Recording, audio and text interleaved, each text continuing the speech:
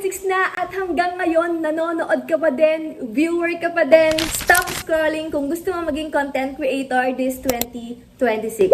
Kung palagi ka lang viewer, walang mangyayari sa'yo. Pero kung magsisimula ka ngayon, kahit wala ka pang subscribers, wala ka pang followers, pwede ka mag-grow, syempre kumita, at maging isang influencer. In this video ay sasabihin ko sa inyo kung paano nga maging isang content creator this 2026.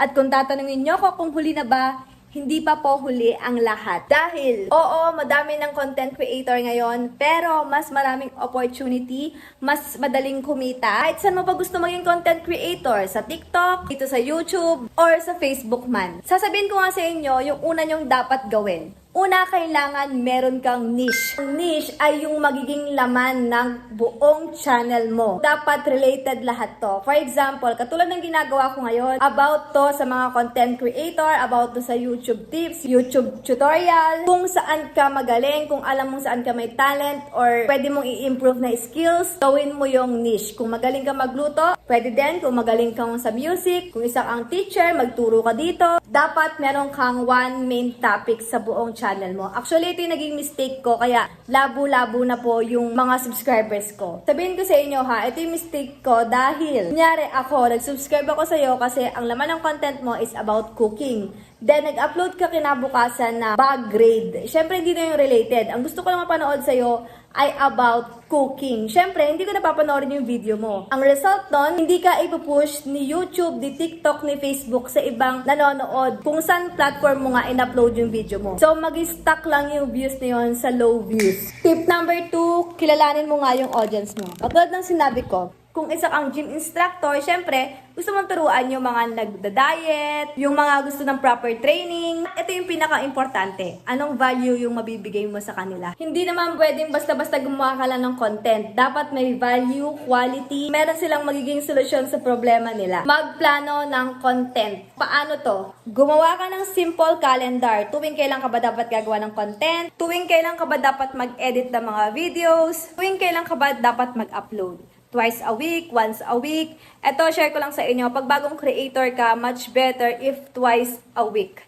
Para ma-push ka ng algorithm sa mga nanonood sa YouTube. Tapos, mag-focus ka sa value ng video mo bago sa views. Ito yung pinaka-importante, post and forget. Pag sinabi natin post and forget, syempre, hindi naman literal nakakalimutan mo na yung in-upload mo. Kailangan mong malaman kung ano ba yung pagkukulang nung in-upload mo last time. Kailangan i-improve mo siya everyday. Yung iba kasi, pagka-upload nila, gusto nila kaagad. 1 million na yung views nila, 100k na kaagad. Which is, dapat hindi yun yung goal natin. Ang goal muna natin ay makapagbigay ng value. At yung views ay darating din yan. Next is mag-create ka na nga ng content. Sa pag-create ng content, hindi rin siya bara-bara lang. Kailangan doon pa lang sa first 10 to 15 seconds, kapag sa YouTube ka, kailangan ma-hook mo na agad sila. Sa TikTok naman, kailangan sa first 3 seconds pa lang, ma-hook mo na agad yung mga nanonood sa'yo. Alam mo, keep it simple. Natural light, quiet space, okay na yan. Kahit wala ka mamahaling background, wala ka magandang camera, goods yan. Next, yung call to action. Ito yung kung meron to ng kasakin, mag-follow ka. Kung gusto mo pa ng mga gantong tips, i-share mo tong vlog ko. Then, dito na papasok yung consistency. Alam mo, hindi naman kailangan perfect yung mga vlog mo eh. Importante, consistent ka sa paggawa, sa pag-improve, sa pag-aaral, sa pag-e-effort. Mag-upload ka regularly. Alam mo, sobrang importante ng engagement. Pag may nag-comment sa'yo, mag-reply ka kaagad.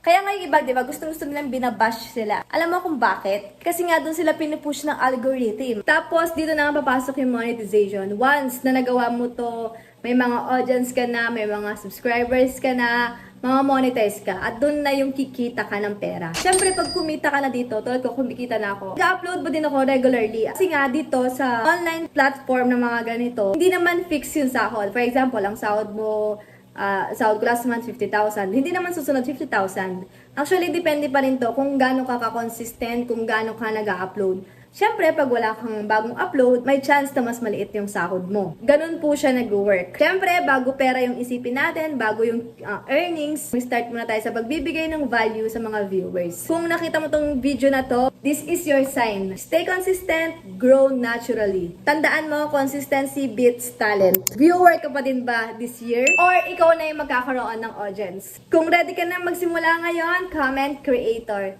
Thank you so much sa panonood. God bless. This is your sign. Mag-upload ka na ha. Bye!